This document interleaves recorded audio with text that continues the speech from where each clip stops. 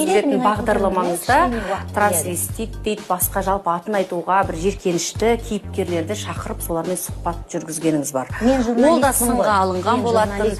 Соны жүргізуші бола тұрып, мен мынау адаммен сұхбаттаспаймын деп сонда айтуға құқыңыз жоқ па? Әлде олардың өмірі сізге қызықты болды ма? Қарашым. Олардың өмірі сізге қызықты болды ма? Қарашым. Не мақсатта оларды көрсетесіздер? Соның жамандық жағын көп көрсетіп кеткен жоқпыз ба? Қалай көп? Кім көрсетіп жатыр? Дәл қазір уақытта кім көрсетіп отыр? Ешкім көрсетіп жатыр. Жалпы. Менің ойымша жоқ.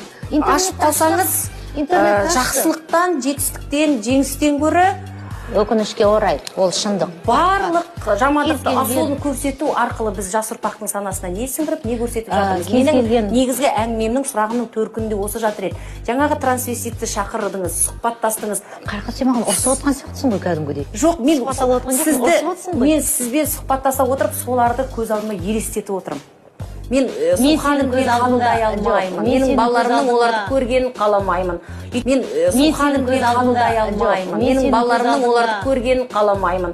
Өйткені кезінде олар бұған дейін де болған, бірақ оларды көрсетпеген. Сөйтіп уақыт өте келе өздерінен өздері жоқ болып кеткен. Келісесіз ғой?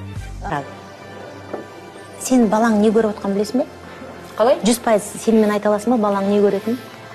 Қазақ қыздары өзінің пәктігін осындай ақшаға сатып жатыр екен деген ақпараттың тарауы менің жаңағы соны көрген кезде енді оны салған жоқ па? Жоқ, дәлел бар ма? Сен түсіндің ба? Қытайша айтқан?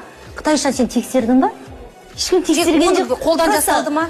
Қазақ қыздары өзінің пәктігін осындай ақшаға сатып жатыр екен деген ақпараттың тарауы менің жаңағы соны көрген кезде енді оны салған жоқ.